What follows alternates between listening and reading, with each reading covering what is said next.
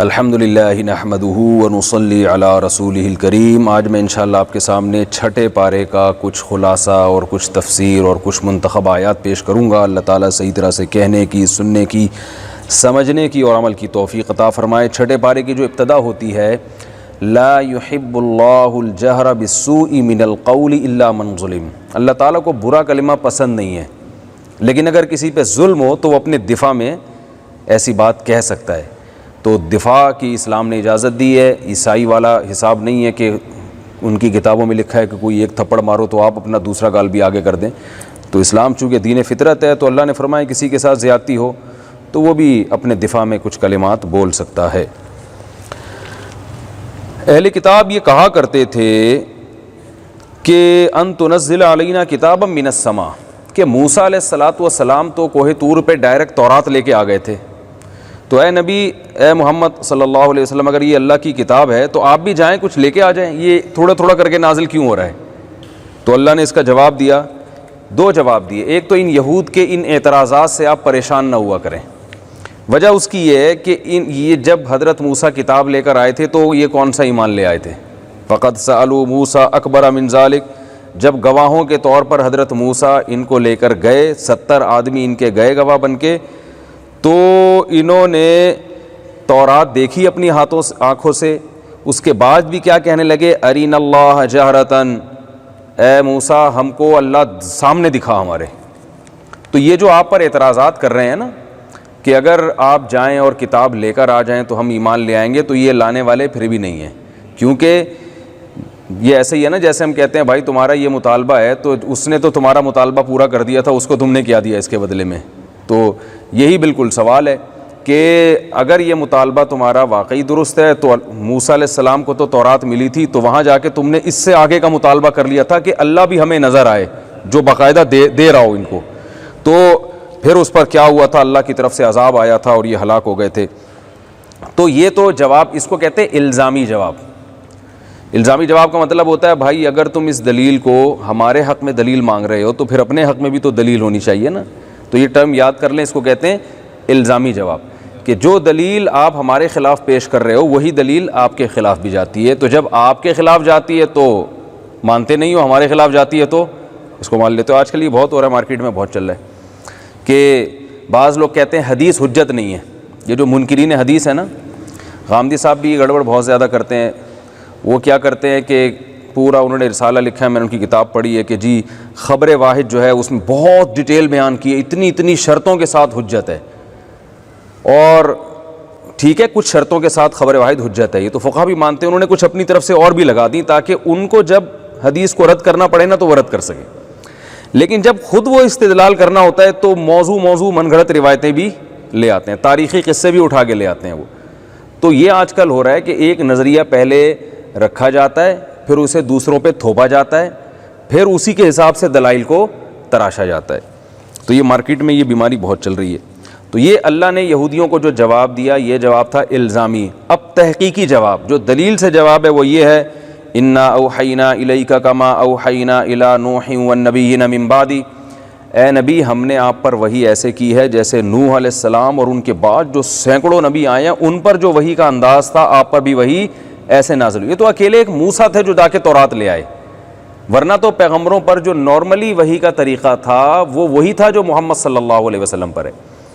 فرمایا اوحینا الی ابراہیم و اسماعیل و اسحاق و یعقوب والاسباط، ابراہیم، اسماعیل، اسحاق، یعقوب اور ان کی اولادوں، اور عیسیٰ، ایوب، یونس و ہارون و سلیمان، و آتینا داود زبورا۔ تو یہ تمام پیغمبروں پر وحی اسی طرح نازل ہوتی تھی جبریل کے ذریعے۔ یہ تو ایک موسیٰ علیہ السلام تھے جن کو اللہ نے کلم اللہ موسیٰ تکلیما، براہ راست ہم کلام ہوئے۔ تو ان تمام پیغمبروں پر تم خود بھی ایمان رکھتے ہو، اور وہ تمہارے بھی ایمان کا، یہودی بھی مانتے ہیں نوح علیہ السلام کو، موسیٰ علیہ السلام سے پہلے جتنے پیغمبر گزرے سب کو یہودی مانتے ہیں۔ تو یہ نبی صلی اللہ علیہ وسلم کے بارے میں آ کے ہی آپ لوگ تھوڑا سا ادھر بیٹھ جائیں نا بھائی، یہ ریکارڈنگ بھی ہو رہی ہے تو یہ بتا دیں، لوگ بڑے فاصلے سے بیٹھے ہوئے ہیں، تھوڑے سے لوگ بیٹھے ہوئے ہیں، ایسا نہ ہو کہ کوئی پولیس والا آ جائے بولے تم لوگ نے مجمع اکٹھا کیا ہوا ہے۔ تو ہمارے پاس دوسرا کیمرہ ہوتا تو ہم دکھا دیتے کتنے بیٹھے ہوئے ہیں۔ آگے ایک بہت اہم مضمون ہے، اہل یہود کی اللہ نے خصلت بیان کی، یہ الٹے سیدھے اعتراض کر کے آپ پر ایمان نہیں لاتے۔ تو اللہ فرماتے ہیں انہوں نے اپنے پیغمبر کا حشر کیا ہے۔ موسیٰ علیہ السلام کے بعد اللہ نے کچھ وقت کے بعد عیسیٰ علیہ السلام کو بھیجا تھا، کتنے سارے معجزات اللہ نے قائم کر دیے ان کے برحق نبی ہونے پر. ان کو بغیر باپ کے پیدا کیا, لیکن پھر اللہ نے ماں کے گود میں ان سے کہلوایا کہ میں اللہ کا نبی ہوں. یہ معجزہ ظاہر کیا. پھر ان کے مردے زندہ ہو رہے ہیں اور پرندوں میں پھونک مار رہے ہیں تو وہ پرندہ بن کے اڑ رہا ہے. تو یہ دلائل کی انبار لگا دیے. اور پھر اللہ نے کیا کیا کہ ان کو زندہ آسمانوں پہ اٹھا لیا. تو یہ خود کنفیوز تھے کہ ہم نے قتل کس کو کیا ہے. تو اللہ فرماتے ہیں اتنے معجزوں کے بعد بھی حضرت عیسیٰ پہ یہ ایمان نہیں لائے, جس کی وجہ سے ہم نے ان کے دلوں پر مہر لگا دی ہے. تو اب ظاہر ہے جب آپ دلائل کا انکار کرتے رہیں تو آپ میں ڈھیٹ پن پیدا ہو جاتا ہے. تو ڈھیٹ پن پیدا ہو گیا تو ابھی آپ پر ایمان لانے والے نہیں ہیں. تو اب یہاں سے دیکھیے یہ جو سورہ نساء کی آیت نمبر 156 اور 157 اور 158, ان تینوں آیتوں میں اس بات کا تذکرہ اللہ نے کیا کہ حضرت عیسیٰ علیہ السلام کو قتل نہیں کیا گیا بلکہ وہ آسمانوں پہ زندہ اٹھائے گئے ہیں. فرمایا وَبِكُفْرِهِمْ وَقَوْلِهِمْ عَلَى مریم, ہم نے ان کے دلوں پر مہر لگا دی تھی اس لیے کہ انہوں نے کفر کیا اور حضرت مریم پر بہت بڑا بہتان لگایا کہ معاذ اللہ وہ بدکار ہیں. یہ بہتان انہوں نے لگایا. وَقَوْلِهِمْ, اور انہوں نے یہ بات کہی کہ اِنَّا قَتَلْنَا الْمَسِيحَ عِيسَى ابْنَ مریم, کہ ہم نے مسیح جو عیسیٰ جو اب مریم کے بیٹے ہیں. دیکھیں اللہ نے کتنے نام لیے ان کے, تاکہ کوئی کنفیوژن نہ رہے کہ کسی اور کی بات ہو رہی ہے. اور یہ جو قادیانی اور جناب پروفیسر غامدی صاحب اس میں مغالطہ کرتے ہیں نا کہ زندہ ہونے پر, وہ کنفیوژن باقی نہ رہے. اللہ نے فرمایا کہ یہودی کہتے تھے ہم نے مسیح کو, عیسیٰ کو جو مریم کے بیٹے ہیں ان کو قتل کر دیا ہے. رسول اللہ جو اللہ کے رسول ہیں, اللہ فرما رہے ہیں, فرمایا وما قتلوہ, اللہ نے وما قتلوہ, ان کو یہود نے قتل نہیں کیا. وما صلبوہ, ان کو یہود نے صلیب پہ نہیں لٹکایا.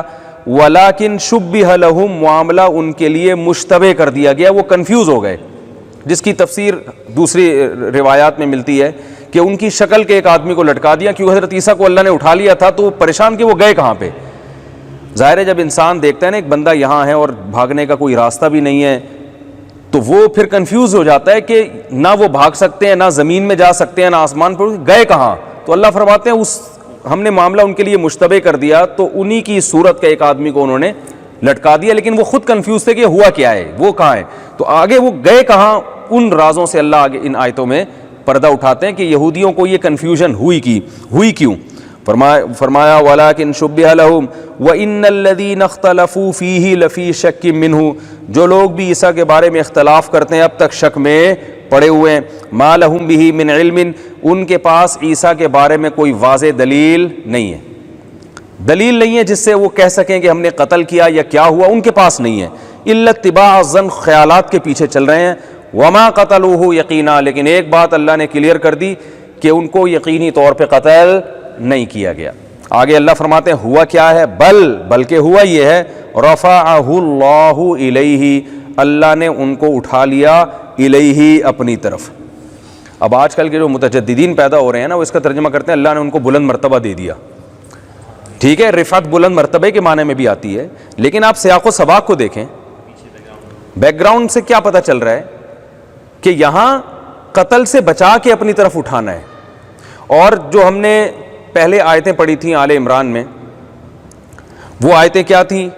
ان آیتوں میں اللہ نے کیا فرمایا تھا, یا عیسیٰ انی متوفیکا ورافعوک الیہ ومطہرک, اے عیسیٰ میں تجھے وصول کرنے والا ہوں, تجھے اپنی طرف اٹھانے والا ہوں اور کافروں سے بچانے والا ہوں.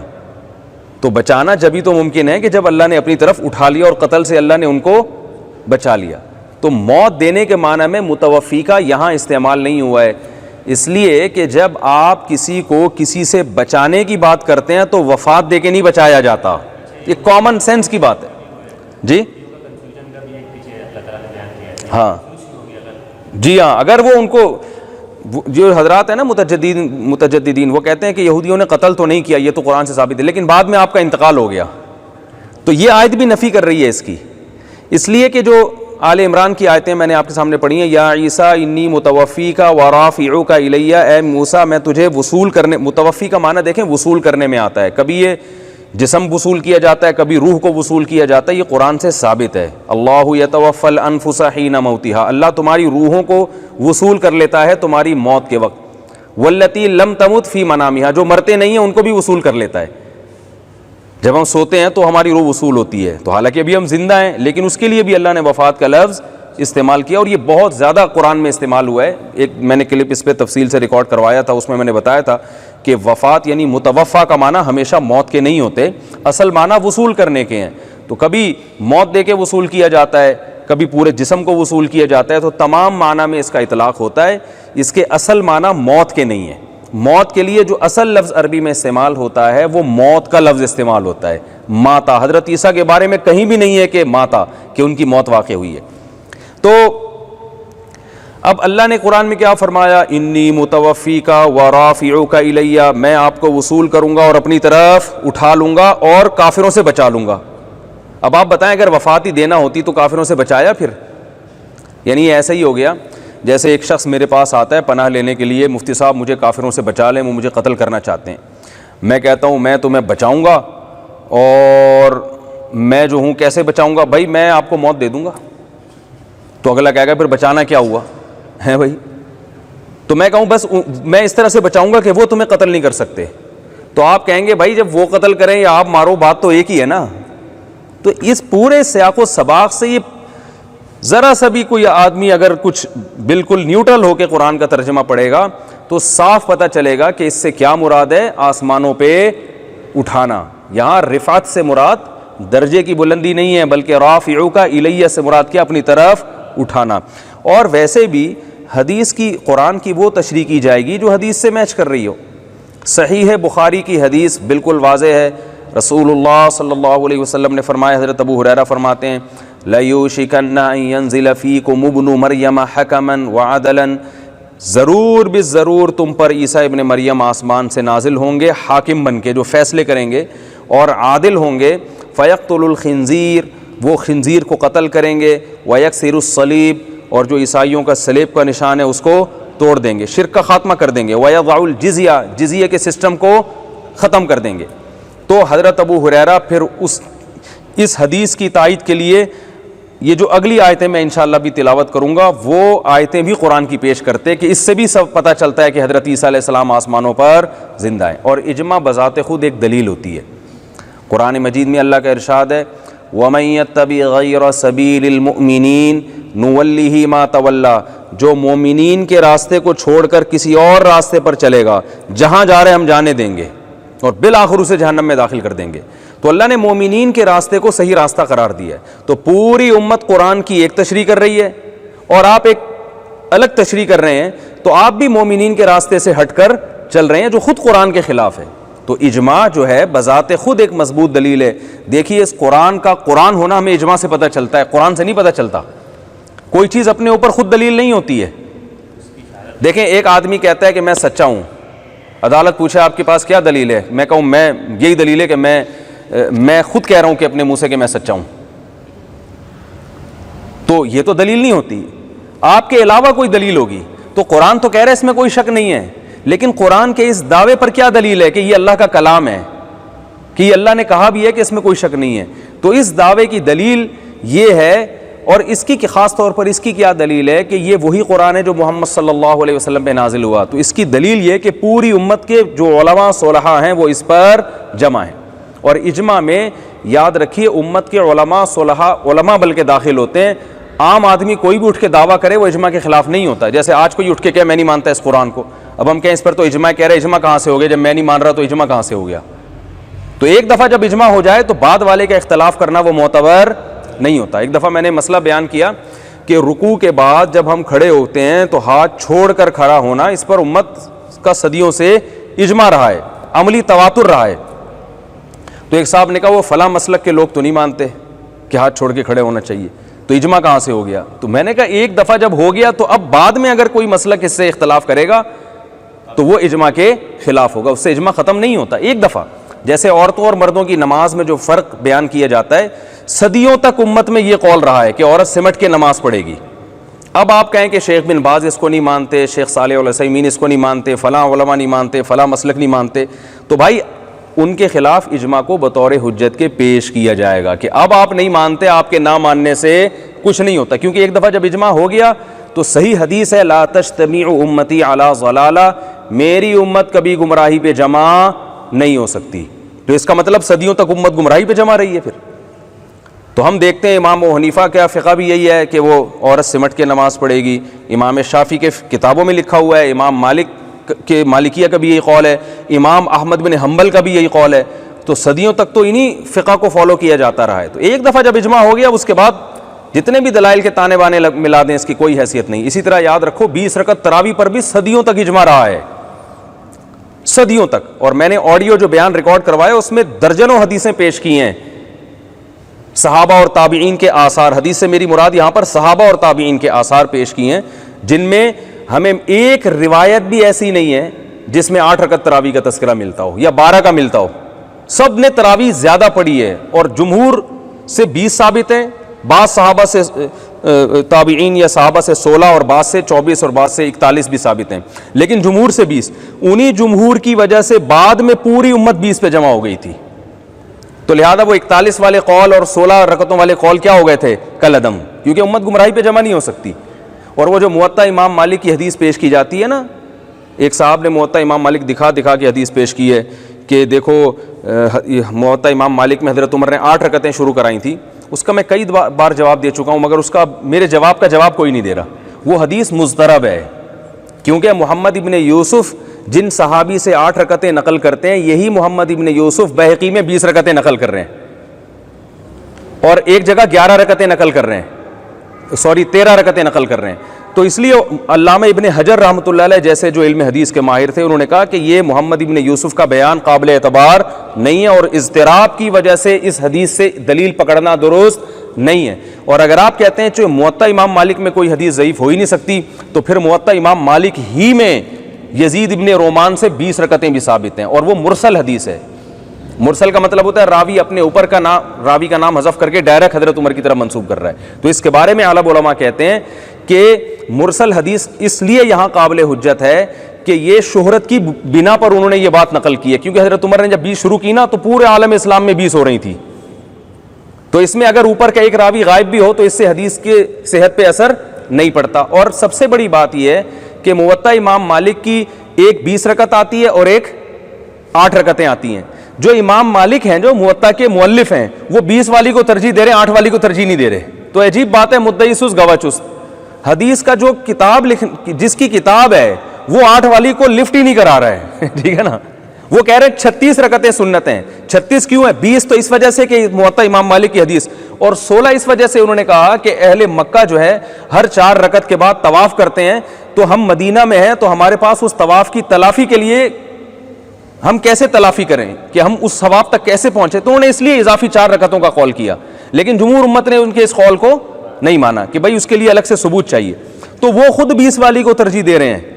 اور پھر ہم حضرت عمر کے دور میں باقی عالم اسلام کی تمام مسجدوں میں دیکھتے ہیں کہ 20 رکعتیں ہو رہی ہیں, جس پر میں نے آڈیو بیان میں دھڑا دھڑ سندیں پڑھی, ان کی ایک بحث کی ہے. اتنی سندیں ہیں کہ آپ حیران ہو جاؤ گے. وہ میرا آڈیو بیان سنیں, آپ لکھیں مفتی طارق مسعود تراویح 8 یا 20 رکعتیں آڈیو بیان, اس طرح کریں, پورا بیان ہے وہ. تو دھڑا دھڑ اس میں روایت ایک بھی نہیں ملتی کہ 12 پڑھی ہوں 8 پڑھی ہوں. تو بھائی وہ سارے پاگل تھے کیا معاذ اللہ. میں اختلافی مسائل میں شدت کا قائل نہیں ہوں, لیکن کوئی اختلافی مسئلہ ایسا گڑنا جس سے لوگ اپنے اسلاف کو بیوقوف سمجھنا شروع کر دیں, یہ ٹھیک نہیں ہے.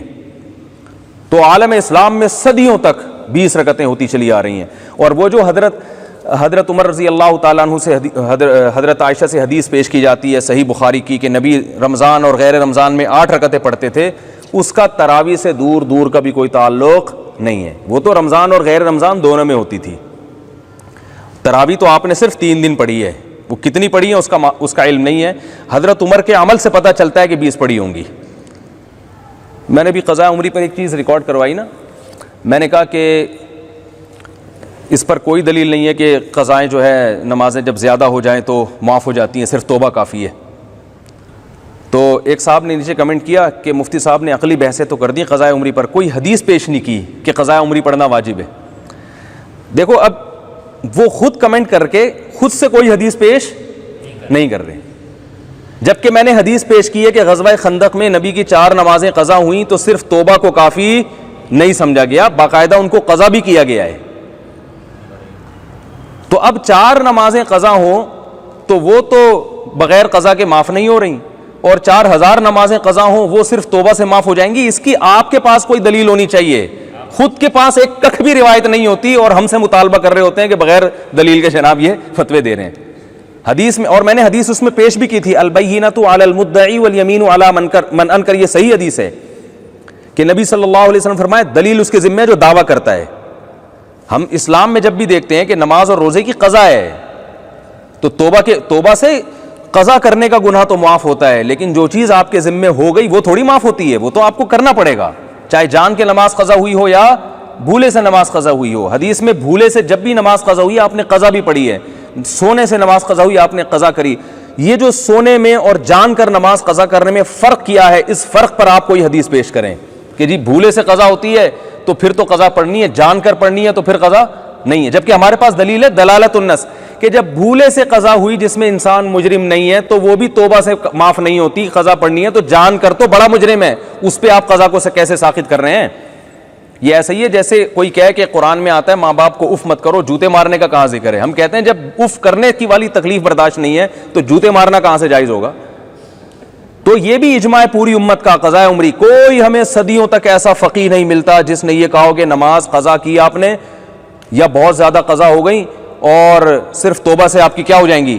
معاف ہو جائے گی۔ تو ایسا کچھ بھی نہیں ہے، یہ سب بات کے مسائل گڑے ہوئے ہیں لوگوں کے۔ صرف امام احمد بن حنبل اس کے قائل ہیں کہ نماز جان کر قضا کر دی تو قضا کی ضرورت نہیں ہے، توبہ سے دوبارہ پڑھیں، مگر وہ اس کی وجہ یہ ہے کہ وہ کہتے ہیں جب نماز آپ نے جان کر قضا کر دی تو آپ کافر ہو گئے، نکاح بھی ٹوٹ گیا، آپ کو مسلمانوں کے قبرستان میں دفن کرنا بھی جائز نہیں ہے۔ تو اب اس دوران جتنی نمازیں قضا ہوں گی ان کی رائے کے مطابق حالت کفر میں ہوں گی، لہذا جب آپ دوبارہ توبہ کر رہے ہو تو دوبارہ اسلام میں داخل ہو رہے ہو۔ تو اس بیس پر اگر آپ کہو کہ نمازیں جو قضا ہوتی ہیں ان کی قضا لوٹانا ضروری نہیں تو پھر ٹھیک ہے، لیکن اس بیس پر جب آپ قول کرو گے پھر امام احمد بن حنبل کے قول کو پورا لوگے، پھر آپ کہو گے کہ نکاح بھی ٹوٹ گیا، صحیح ہے نا، پھر بے نمازی مر گیا تو مسلمانوں کے قبرستان میں بھی نہ دفنا ہو، تو جمہور کا قول یہ نہیں ہے، تو آپ اس کو مسلمان بھی مان رہے ہو اور قضا بھی ذمے سے ساقط کر رہے ہو، اس کی مارکیٹ میں کوئی دلیل موجود نہیں ہے۔ تو اس لیے میں کہتا ہوں یہ جتنا اس ٹائپ کے جو لوگ ہیں نا جو اس طرح کی باتیں کر رہے ہیں ذرا سامنے بیٹھیں پھر بات کریں تو مزہ بھی آئے گا، کلپ بازیوں پہ لگے ہوئے ہیں، اور جب کوئی دلیل ہم دیتے ہیں تو اس میں الٹا گھما لوگوں کو کنفیوز کرتے ہیں کہ مفتی صاحب نے کون سا کوئی حدیث سے دلیل لے دی۔ تو ایسے ہی میں آپ سے کہہ رہا ہوں کہ میں نے وہ خواتین اور مرد اور عورت کی نماز میں فرق کے بارے میں بھی یہ بتایا تھا کہ ہر چیز حدیث سے صراحتاً ثابت نہیں ہوتی، ہر چیز حدیث سے صراحتاً ثابت نہیں ہوتی۔ عورت اور مرد کے فرق پر جو ہے نا بہت ساری احادیثیں ہیں جس سے فقہاء نے استدلال کیا ہے کہ جب وہاں ہیں تو یہاں بھی فرق ہوگا۔ اس پر میں پورا بیان ریکارڈ کروا چکا ہوں، میں اس کو ریپیٹ نہیں کروں گا کیونکہ درس قرآن کا موقع ہے۔ اس میں نے کہا تھا کہ عورت لبیک آہستہ کہے گی، اس کی کوئی حدیث سے دلیل دکھاؤ۔ عورت جو ہے نا صفا مروہ میں دوڑ کے سعی نہیں کرے گی، اس کی کوئی دلیل دکھاؤ، کوئی دلیل نہیں ہے، یہاں سب تقلید کر رہے ہیں، ٹھیک ہے نا۔ اور وہ ایک مشہور صاحب نے جو ہے نا دلیل پیش کی، یہ لو مفتی صاحب حوالہ، اس میں عبداللہ بن عمر کا قول پیش کیا، جس کتاب سے پیش کیا اس کو اب حدیث کی کتاب بھی کہہ رہے ہیں اور عبداللہ بن عمر کے قول کو کیا کہہ رہے ہیں؟ حدیث بھی۔ اور میں نے ایک دفعہ بیان کیا تھا حضرت حسن نے بہت کثرت سے شادیاں کی ہیں، تو اس پہ انہوں نے محترم نے دعویٰ کیا تھا کسی حدیث میں نہیں ہے، حالانکہ اسی کتاب میں یعنی کسی حدیث کی کتاب میں ایسا نہیں، حالانکہ جس کتاب کا حوالہ دے اسی میں یہ بھی لکھا ہوا ہے۔ تو اس لیے میں کہہ رہا تھا سامنے بیٹھیں تو دودھ کا دودھ پانی کا پانی ہو جائے گا کہ کون کیا کر رہا ہے۔ اور وہ جو عبداللہ بن عمر کا قول پیش کیا نا وہ بھی ابن جریج راوی ہے جو مدلس عن سے روایت کر رہے ہیں، وہ بھی ضعیف روایت پیش کی ہے، سمجھ رہے ہیں بات کو؟ تو اس پہ بھی کوئی صحیح روایت نہیں ملی، پھر بھی یہ کہتے ہیں کہ لبیک عورت آہستہ کہے گی اور عورت صفا مروہ میں دوڑے گی نہیں، حالانکہ نبی سے کہیں بھی منقول نہیں ہے کہ نبی نے عورت کو دوڑنے سے منع کیا ہو یا زور سے لبیک کہنے سے منع کیا ہو یا جو ہے نا پہلے 3 چکروں میں رمل سے منع کیا ہو۔ مرد رمل کرتے ہیں، عورت تھوڑی رمل کرتی ہے۔ جبکہ جو حدیث نماز کے بارے میں صلو کما رأیتمونی اصلی، ایسے نماز پڑھو جیسے میں پڑھتا ہوں، ایسی حج کے بارے میں بھی خذوا عنی مناسککم، جیسے میں حج کر رہا ہوں ایسے کرو، تو کیوں نہیں کراتے بھائی عورتوں کو ایسے حج؟ آپ فوراً وہاں کہتے ہیں یہ عورت ہے، بھائی یہ آدمی نہیں ہے، ٹھیک ہے نا۔ تو چاروں ائمہ اور صحابہ تابعین یہاں بھی یہ کہتے ہیں کہ عورت نماز سمٹ کے پڑھے گی کیونکہ عورت ہے، یہ آدمی نہیں ہے۔ یہ مردوں کی طرح ایسے رکوع نہیں کرے گی, یہ مردوں کی طرح کولے اٹھا کے سجدے نہیں کرے گی, یہ عورت ہے.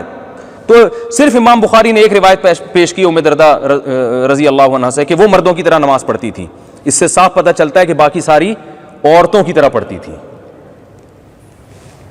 سمجھ رہے ہیں نا, اس دور میں ایک روایت ہمیں ملتی ہے, اور اس کے بعد تو پھر پوری امت جمع ہو گئی کہ عورت سمٹ کے نماز پڑھے گی. تو اب عرب کے بعض سلفی علماء نے یہ فتویٰ دیا کہ عورت اور سمٹ کے نہیں پڑھے گی بلکہ مردوں کی طرح پڑھے گی. تو ٹھیک ہے, علماء ہمارے لیے قابل احترام ہے, مگر ان کا یہ قول ہمارے لیے قابل قبول نہیں ہے. اور میں کہتا ہوں پھر بھی اگر کوئی نہیں مانتا ائمہ اربعہ کی اس بات کو, تو آپ کی دلیل کمزور ہونے کے باوجود آپ دوسرے پہ طنز ایسے کرتے ہیں کہ جیسے آپ سے بڑا محقق دنیا میں کوئی پیدا ہوا نہیں. اور جو اس قول کو لے رہا ہے اس کو اندھا مقلد کہتے ہیں, اس کو کہتے ہیں انفن فی الماء وسطن فی السماء, جہل مرکب بھی کہتے ہیں اس کو, کہ آپ کو اپنی کم علمی کا علم نہیں ہے اور آپ اپنی جہالت دوسروں پہ تھوپ کے دوسروں کو آپ کہہ رہے ہو کہ یہ, تو یہ صرف ہمیں نہیں آپ کہہ رہے, یہ ابو حنیفہ کو بھی کہہ رہے ہو آپ, امام شافعی جیسے محدث کو, امام احمد بن حنبل امام بخاری کے سینئر استاذوں میں سے ہیں, ٹھیک ہے نا, آپ ان کو بھی غلط. امام احمد بن حنبل نے صاف لکھا ہے کہ عورت سمٹ کے نماز پڑھے گی. تو حوالہ کوئی لوگ کہتے ہیں آپ حوالہ نہیں دے رہے, آپ انکار کرو, حوالہ دینا میرے ذمہ ہے. جتنی باتیں میں نے کی ہے نا, کوئی کلپ بنائے کہ مفتی صاحب نے امام احمد بن حنبل کے حوالے سے جو کہا, امام شافعی کے حوالے سے جو کہا, حنفی اور مالکیہ کے حوالے سے جو کہا, یہ غلط کہا, تو آپ دیکھیں حوالہ انشاءاللہ آپ کے فوراً مارکیٹ میں آ جائے گا. آپ دعویٰ تو کریں نا, ٹھیک ہے نا.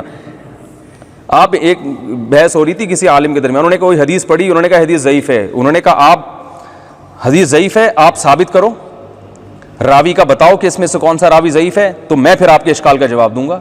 کیونکہ بعض دفعہ لوگ کیا کرتے ہیں, بحث کو طول دینے کے لیے خام خواہ کے اعتراضات شروع کر دیتے ہیں. آپ دعویٰ کرو بھائی, اور آپ ثابت کرو ضعیف ہے, تو ہم اس کا جواب دیں گے کہ آپ نے جو دلیل پیش کی ہے اس کے ضعیف ہونے کی, وہ دلیل صحیح نہیں ہے. تو آپ بتاؤ کہ مفتی صاحب جو آپ باتیں کر رہے ہو ایسا کہیں بھی نہیں لکھا, آپ بول کے تو دیکھو. اصل میں آپ کو پتہ ہے کہ لکھا ہوا ہے, میں اس لیے حوالے نہیں دے رہا کہ علماء کے درمیان یہ چیزیں مشہور ہیں, ان سب کو پتہ ہوتا ہے کہ یہ سب چیزیں کتابوں میں موجود ہیں. آپ انکار کرو مفتی صاحب یہ کتابوں میں موجود نہیں ہے, آپ کلپ بناؤ تو صحیح, پھر ہم انشاءاللہ کتاب سے آپ کو حوالہ دیں گے کہ کون اس میں سچ کہہ رہا ہے, کون غلط کہہ رہا ہے. تو اس لیے ہم اپنا ٹائم بچانے کے لیے اس طرح اسٹائل ہمارا یہ ہے. آپ کے پاس تو ٹائم بہت ہے, ہمارے پاس تو بہت سارے اور بھی کام ہیں دنیا میں, اس لیے ہم شارٹ بات کرتے ہیں اور ہم کہتے ہیں یہ ثابت ہے, جس نے انکار کرنا ہے انکار کرے, پھر حوالہ میں نہ دوں تو انشاءاللہ پھر آپ مجھے پکڑیں. سمجھ رہے ہیں کہ نہیں سمجھ رہے ہیں, داغا دیکھا نا.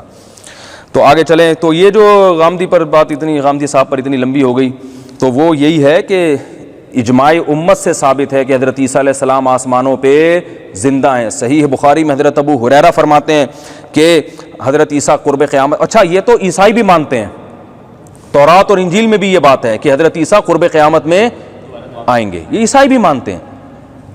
بس فرق یہ ہے کہ عیسائی کہتے ہیں آپ پر موت ہوئی پھر اوپر گئے تاکہ وہ کفارہ بن گیا, اور اسلام کہتا ہے آپ پر موت واقع نہیں ہوئی ہے. تو یہ عیسائیت اور یہودیت میں, عیسائیت میں اور اسلام میں یہ چیز کامن ہے, مشترک ہے. یہ بعض کہتے ہیں اصل میں یہ عیسائیت سے آئی ہوگی یہ چیز نا, مسلمانوں میں وہیں سے لی ہوگی. تو ابو حنیفہ, شافعی, احمد بن حنبل اور اتنے بڑے بڑے علامے کس سے متاثر ہو رہے ہیں, عیسائیوں سے. ٹھیک ہے نا. عقیدہ طحاویہ جو پوری دنیا کے اسکالرز میں ہمیشہ سے پڑھائی جاتی رہی ہے, 1000 سال سے پڑھائی جا رہی ہے, تو سارے اسلامی اسکالر متاثر ہو گئے کس سے, عیسائیت سے. حالانکہ ان میں 99% نے تورات پڑھی نہیں ہوتی, 99% نے تو پڑھی نہیں ہے, تو متاثر کہاں سے ہو گئے بھائی. تو اس لیے یہ ہمارے یہ متفقون علیہ اہل سنت والجماعت کا عقیدہ ہے کہ حضرت عیسیٰ پر موت واقع نہیں ہوئی ہے, قرب قیامت میں آئیں گے, اور قرآن کی صاف آیات ہیں. بر رفعہ اللہ الیہ, بلکہ اللہ نے ان کو اپنی طرف اٹھا لیا. وکان اللہ عزیزا حکیما, اور یہ بھی دلیل ہے اللہ زبردست غالب ہے. دیکھو جب کوئی اچھمبے کا کام ہوتا ہے تو پھر اپنی طاقت اور قوت کا اظہار کیا جاتا ہے. کہ تمہیں اشکال ہوگا اللہ ایک زندہ انسان کو تو نے آسمان پہ اٹھا کے کیسے زندہ رکھا ہوا ہے, تو اللہ نے بتا دیا عزیز میں غالب ہوں, سب کچھ کر سکتا ہوں. بہت سے 15ویں صدی کے پروفیسروں کو اشکال ہوگا کہ یار یہ کیسے پاسبل ہے کہ ایک زندہ انسان آسمانوں پہ جائے اور زندہ بھی رہے, تو اللہ فرماتے ہیں عزیز ہوں اور حکیم بھی ہوں. ایک اور سوال ہوگا کہ یہ سب کرنے کی اللہ تجھے ضرورت کیا تھی, نارملی جیسے سب جیتے ہیں مرتے ہیں اسی طرح ہوتا رہتا؟ تو اللہ نے اس کا بھی جواب دے دیا، حکیم، حکمت والا ہوں، میرے کاموں میں بہت زیادہ حکمتیں ہوتی ہیں۔ بڑی حکمت علماء بیان کرتے ہیں کہ جب عیسیٰ علیہ السلام ہزاروں سال کے بعد زمین پہ نازل ہوں گے تو یہ سائنس کو ایک بہت بڑا چیلنج ہوگا۔ بھائی وہی پیغمبر جن کے بارے میں ہم انجیل میں اور تورات میں پڑھا کرتے تھے کہ مردوں کو زندہ کریں گے اور پرندوں میں پھونک ماریں گے تو پرندہ بن کے اڑ جائے گا، آج اس کے معجزے اپنی آنکھوں سے دیکھنے کو مل رہے ہیں، تو یہ لوگ ایمان لے آئیں گے کہ یقیناً کوئی خدا ہے اور کوئی ایسی ذات ہے۔ جو ایتھیس ویتھیس ٹائپ کے لوگ ہیں یہ سارے مارکیٹ سے کیا ہو جائیں گے؟ شارٹ ہو جائیں گے، تو وہ دیکھ لیں گے بھائی یہ تو ہے حقیقت میں، اور یہودیوں کے مذہب کا باطل ہونا بھی ثابت ہو جائے گا، ظالم ہونا بھی، کہ انہوں نے ایک اللہ کے پیغمبر کو قتل کرنے کی کوشش کی تھی۔ تو حضرت ابو ہریرہ نے جب یہ آیت پیش کی، بلکہ پہلے میں پوری حدیث کمپلیٹ کر لوں، فرمایا کہ عادل بن کے نازل ہوں گے اور وَيُفِيضُ الْمَالَ، اتنا مال زمین میں پھیلا دیں گے کہ ایک روایت میں آتا ہے کہ زکوٰۃ لینے والا کوئی باقی نہیں بچے گا، انصاف سے بھر دیں گے زمین کو۔ حضرت عیسیٰ علیہ السلام آپ صلی اللہ علیہ وسلم کی دین کی تکمیل کریں گے وہ۔ پھر حضرت ابو ہریرہ نے صحیح بخاری کی جس حدیث کو میں نے بھی پڑھا ہے، اسی حدیث میں آگے اس آیت کی تلاوت کی، تاکہ فرمایا کہ تم چاہو تو یہ آیت تلاوت کر لو تاکہ میرے دعوے کی تصدیق ہو جائے۔ پھر آیت کی تلاوت کی، فرمایا وَإِن مِّنْ أَهْلِ الْكِتَابِ إِلَّا لَيُؤْمِنَنَّ بِهِ قَبْلَ مَوْتِهِ، جتنے بھی اہل کتاب ہیں، یہ سورہ نساء کی آیت نمبر 154، جتنے بھی 159 جتنے بھی اہل کتاب ہیں وہ آپ کی موت سے پہلے ایمان لے آئیں گے، وَيَوْمَ الْقِيَامَةِ يَكُونُ عَلَيْهِمْ شَهِيدًا، اور پھر وہ ان پر گواہ بنیں گے قیامت کے دن۔ تو اس میں حضرت ابو ہریرہ کی رائے یہ ہے کہ اس سے مراد حضرت عیسیٰ کی موت ہے، کہ حضرت عیسیٰ کی موت سے پہلے تمام اہل کتاب آپ پر ایمان لے آئیں گے۔ تو حضرت ابو ہریرہ یہ بتانا چاہ رہے ہیں کہ اب تمام اہل کتاب ابھی مومن نہیں ہیں، تو یہ اس کی علامت ہے کہ حضرت عیسیٰ کی موت واقع نہیں ہوئی ہے، کیونکہ جب حضرت عیسیٰ کی موت واقع ہوگی جب زمین پہ نازل ہونے کے بعد، تو روئے زمین پر جتنے اہل کتاب ہیں وہ مسلمان ہو چکے ہوں گے۔ سمجھ میں آ رہی ہے بات؟ اگرچہ اس آیت کی دوسری تفسیریں بھی ملتی ہیں ہمیں، لیکن حضرت ابو ہریرہ نے، دیکھیں اس آیت کی تو دو تفسیریں ہیں، بعض مفسرین کی رائے یہ، بعض صحابہ سے منقول ہے کہ ہر اہل کتاب اپنی موت سے پہلے حضرت عیسیٰ پہ ایمان لے آتا ہے، اس کو دکھا دیا جاتا ہے کہ حضرت عیسیٰ یعنی سچے نبی تھے اور اللہ کے بیٹے نہیں ہیں، اور یہودی بھی ایمان لے آتے ہیں مگر اس ایمان کا فائدہ نہیں ہوتا۔ تو ایک تفسیر یہ بھی کی گئی ہے، لیکن حضرت ابو ہریرہ جو اس کی تفسیر کر رہے ہیں بخاری کے مطابق، وہ تفسیر یہ بیان کر رہے ہیں کہ حضرت عیسیٰ کی موت سے پہلے تمام اہل کتاب ایمان لے آئیں گے۔ دونوں تفسیریں، کوئی ایک تفسیر کرے دوسری تفسیر کرے، لیکن عقیدہ سب کا یہی ہے کہ حضرت عیسیٰ آسمانوں پہ زندہ ہیں۔ اللہ تعالیٰ ہمارے ایمان کی اور ہمارے عقیدوں کی حفاظت فرمائے۔ آگے اللہ نے یہود کے جو ہے نا شناعتیں بیان کی، اخذہم الربا، یہ سود خور تھے، سود کھایا کرتے تھے، اس سے پتہ چلتا ہے کہ سود کھانا اسلام میں بہت بری چیز ہے۔ اور اللہ نے یہ بھی فرمایا یا اہل الکتاب لا تغلوا فی دینکم، دین میں غلو اور زیادتی مت کرو۔ اور پھر یہ بھی بتایا کہ عیسیٰ ابن مریم تو خود یہ چاہتے تھے کہ لوگ مجھے اللہ کا بندہ کہیں، وہ اس سے خوش نہیں ہے کہ تم نے ان کو اللہ کا بیٹا بنا لیا۔ اس کے بعد سورہ مائدہ ہے، اللہ نے سورہ مائدہ میں فرمایا تعاونوا علی البر والتقوی، نیکی کے کاموں میں ایک دوسرے کے ساتھ تعاون کرو۔ اور اللہ نے اس میں یہ بھی فرمایا کہ کون کون سے جانور حرام ہیں، مردار حرام ہے اور خون حرام ہے۔ اچھا یہاں بھی میں تھوڑی سی اس آیت کی فقہی تفسیر بیان کروں۔ قرآن یہ کہتا ہے حرمت علیکم المیتۃ، مردار کیا ہے؟ حرام ہے۔ اس آیت کی روشنی میں سمندر کا مردار ہو یا خشکی کا، سب کیا ہو گئے؟ حرام ہو گئے۔ مچھلی بھی اس میں داخل ہو گئی۔ حدیث میں آتا ہے احلت لنا میتتان، اور اس حدیث کو امت میں تلقی بالقبول حاصل ہے کہ آپ نے فرمایا دو مردار ہمارے لیے حلال قرار دیے، السمک والجراد، مچھلی اور ٹڈی۔ تو اس سے پتہ چلتا ہے باقی تمام مردار اپنی اصل پہ ہیں، وہ ناجائز ہیں۔ تو یہ جو بعض متجددین حنفیہ پہ بہت سخت رد کرتے ہیں کہ یہ لوگ جھینگے کو صحیح نہیں سمجھتے، کیکڑے کو صحیح نہیں سمجھتے، ٹھیک ہے ہم مانتے ہیں اختلافی مسئلہ ہے، بہت سے ائمہ اس کے جواز کے قائل ہیں، لیکن اختلافی مسائل میں اعتدال کی راہ اختیار کرنا ضروری ہے۔ لوگ سمجھتے ہیں امام حنیفہ کو قرآن و حدیث نہیں آتا تھا، اگر آپ امام حنیفہ کے دلائل پڑھیں گے تو آپ کو پتہ چلے گا ان کو آپ سے زیادہ آتا تھا اور وہ قرآن کو بہت زیادہ فالو کیا کرتے تھے۔ تو ہر قسم کا مردار قرآن کیا کہہ رہا ہے؟ حرام ہے، اور حدیث سے پتہ چلتا ہے صرف دو مردار ہمارے لیے کیا ہیں؟ حلال ہیں، السمک والجراد، مچھلی اور ٹڈی۔ تو اسی بیس پر امام حنیفہ کا قول ہے اور احناف نے اسی کو لیا ہے کہ سمندر میں مچھلی کے علاوہ کوئی مخلوق جائز نہیں ہے، نہ کیکڑا حلال ہے نہ کچھ اور حلال ہے۔ تو جھینگے کے بارے میں اب بعض علماء کہتے ہیں یہ مچھلی کی قسم میں داخل ہے. جو اس کو مچھلی کی قسم میں داخل سمجھتے ہیں وہ اس کو جائز کہتے ہیں, جو مچھلی کی قسم میں داخل نہیں سمجھتے وہ اس کو جائز نہیں کہتے. ہماری رائے میں یہ مچھلی کی قسم میں داخل نہیں ہے, میڈیکلی بھی داخل نہیں ہے, میڈیکل سائنس بھی کہتی ہے مچھلی سے اس کا دور دور کا کوئی تعلق نہیں ہے, اور عرف میں بھی نہیں ہے. عرف میں اس لیے نہیں ہے کہ آپ اگر کسی سے کہیں مچھلی لے کر آؤ تو کبھی بھی وہ جھینگا لے کر نہیں آئے گا. تو ایک چیز آپ نے کہا اللہ کی قسم میں مچھلی نہیں کھاؤں گا, تو آپ جھینگا کھانے سے ہانس, یعنی آپ کی قسم نہیں ٹوٹے گی. تو ہم کہتے ہیں نا عرف میں, تو بہرحال اختلافی مسئلہ ہے, لیکن اتنی بات ضرور ہے کہ سمندر کی صرف کیا حلال ہے, مچھلی. اور ایک اور دلیل ہے کہ وہ یحرم علیہم الخبائث, اللہ تعالیٰ فرماتے ہیں نبی کی ذمہ داری ہے خبیث چیزوں کو تم پر حرام کر دیں گے. اگر آپ سمندر میں مچھلی کے علاوہ چیزوں کو بھی حلال قرار دیتے ہیں تو سمندر سے ایسا ایسا گند نکلتا ہے کہ آپ آدھا گھنٹے تک ناک کو پکڑ کے بیٹھو گے. تو پھر تو یہ سب چیزیں ہی حلال ہو جائیں گی جو بالاتفاق خبیث ہیں.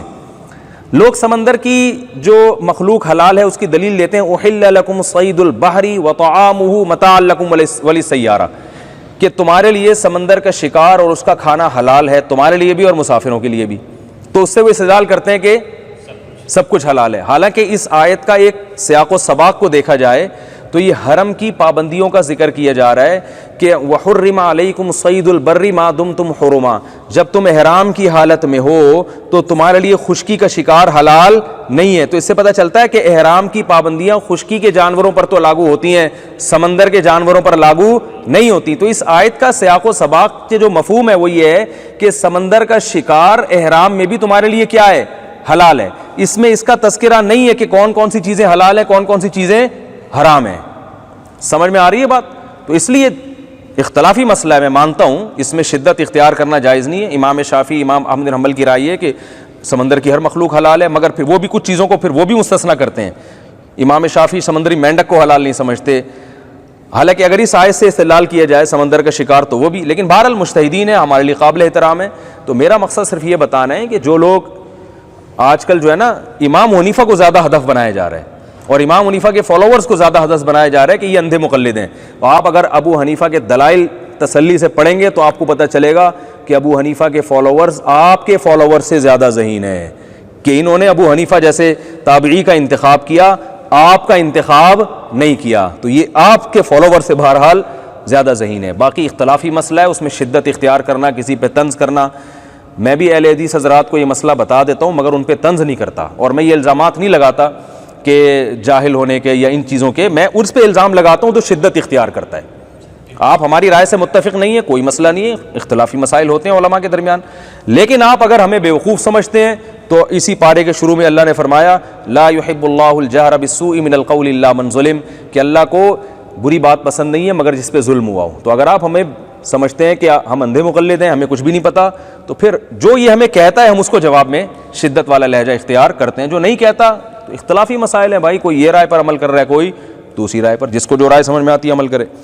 آگے چلتے ہیں, آج بیان تھوڑا لمبا ہو گیا لیکن یہ اہم آیتیں تھیں.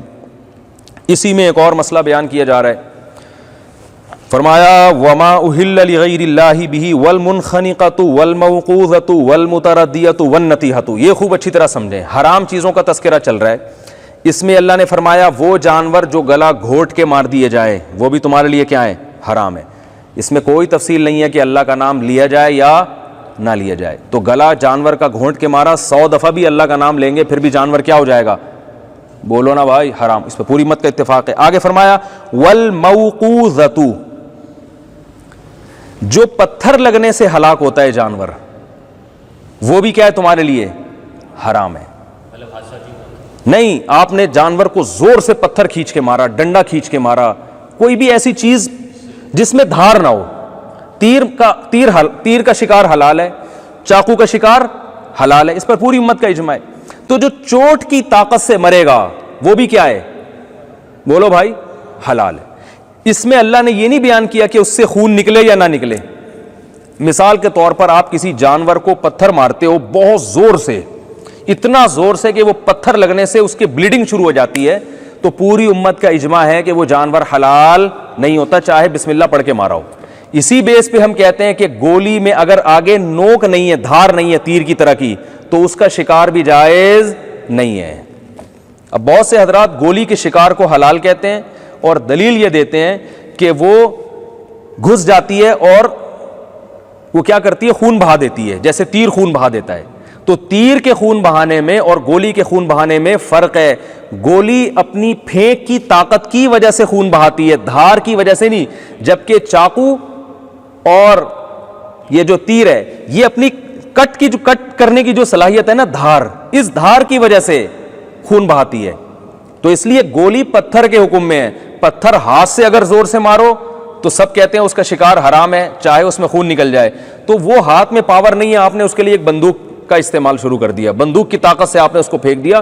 تو پھینکنا ہلکی اسپیڈ سے ہو یا زیادہ اسپیڈ سے, اس سے حلال و حرام ہونے پر کوئی فرق نہیں پڑتا. تو اس لیے بندوق کا جو شکار ہے وہ بھی ہمارے نزدیک حلال نہیں ہے اسی آیت کی روشنی میں, کیونکہ وہ کیا ہے, موقوذہ میں شامل ہے. وقذ کہتے ہیں پھینکنا, ہاتھ سے پھینکیں یا گولی سے پھینکیں, چونکہ اس میں دھار نہیں ہے. ہاں کوئی ایسی بندوق ہو, ایسی گولی ہو جس میں آگے بالکل تیز نوک ہو کہ وہ نوک کی وجہ سے اگر آپ ہاتھ سے بھی اس کو کسی چیز کو کاٹنا چاہیں تو کٹ جائے. جیسے تیر جو ہے نا, اگر ہاتھ سے رکھ کے بھی کسی کے یوں گھسایا جائے تو آرام سے گھس جائے گا. تو یہ معیار ہے.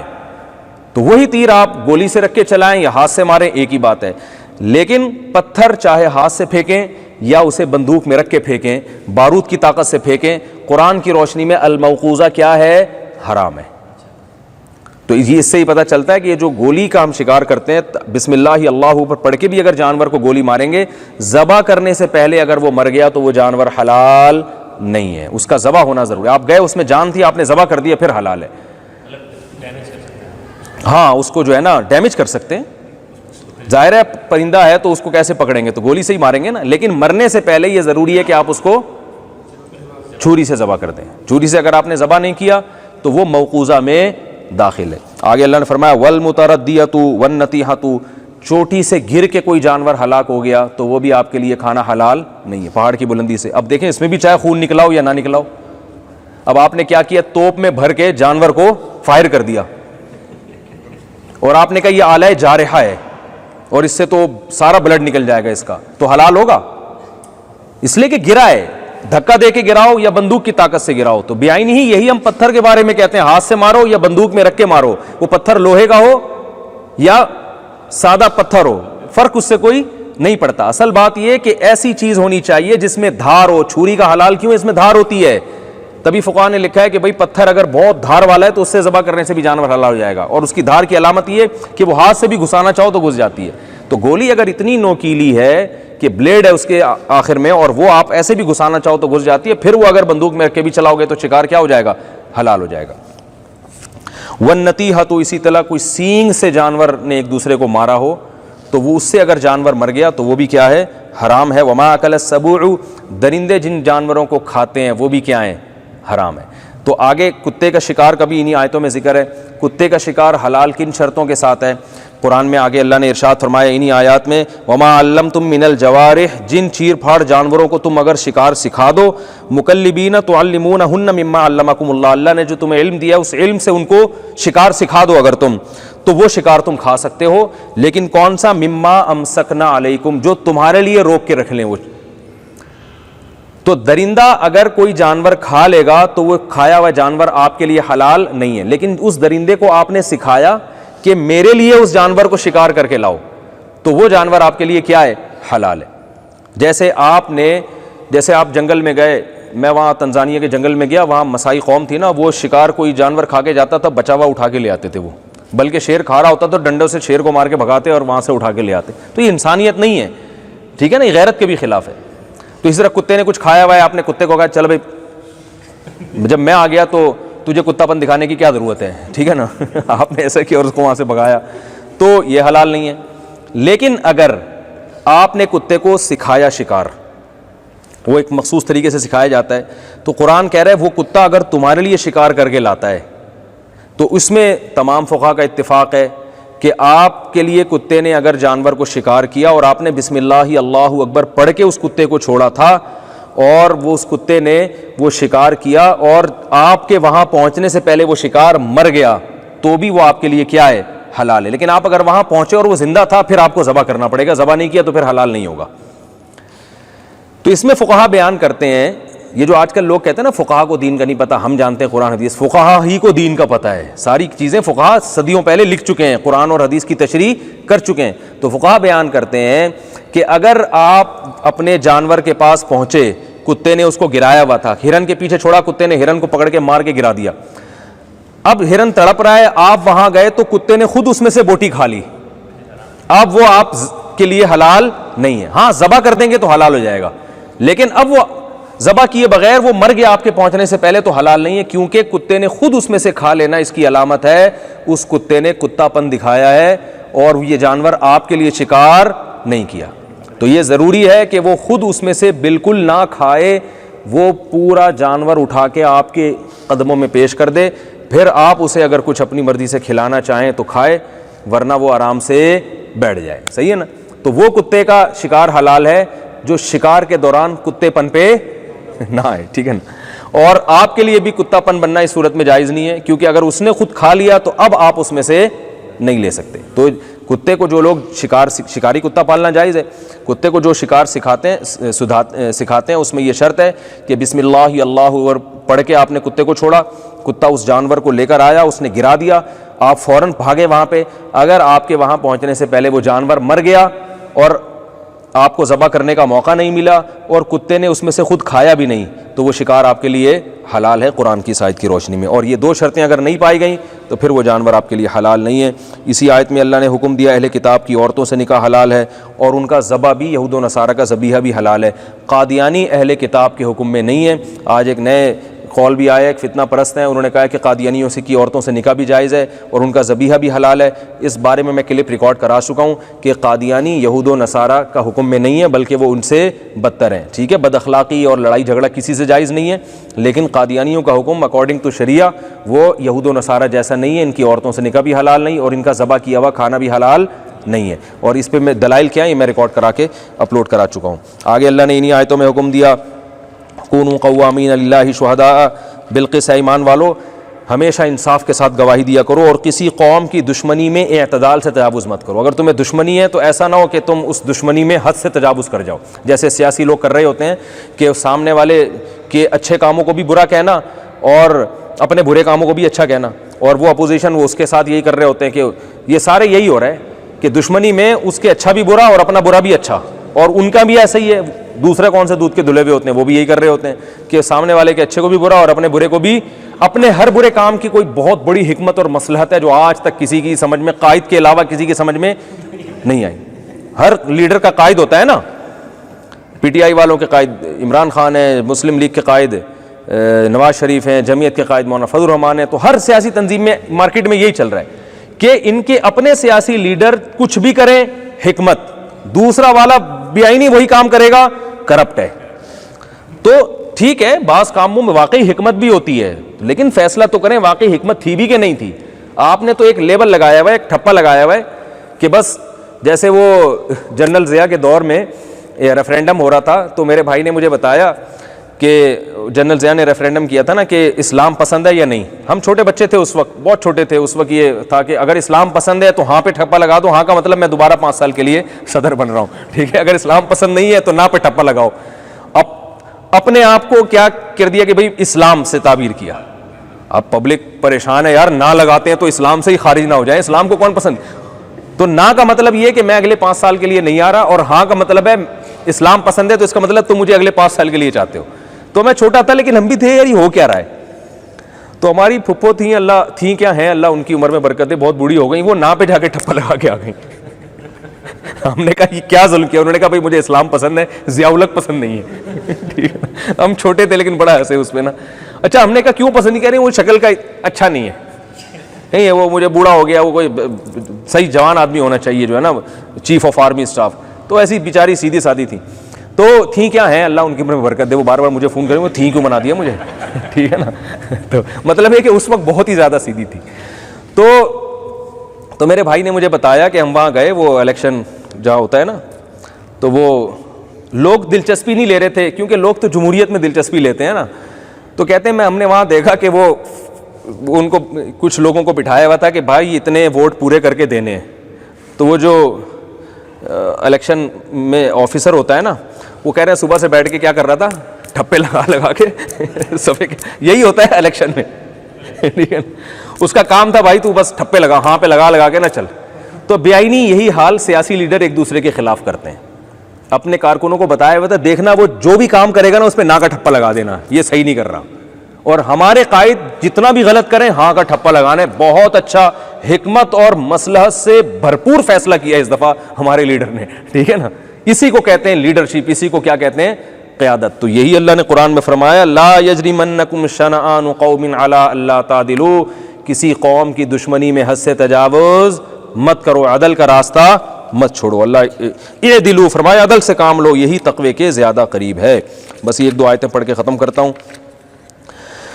یہ تو چونکہ بہت لمبا ہو گیا تو میرا خیال ہے یہ خلاصہ ہم پھر کل مزید آدھے پارے کا خلاصہ بھی باقی ہے، کیونکہ آج احکام اور مسائل بہت زیادہ ہو گئے تو وہ آدھے پارے کا خلاصہ انشاءاللہ میں کل بیان کروں گا. تو چھٹے پارے کو ہم 2 حصوں میں تقسیم کر دیں، کوئی گورنمنٹ کی طرف سے پابندی نہیں ہے اس پہ. اللہ تعالیٰ سمجھنے کی عمل کی توفیق عطا فرمائے.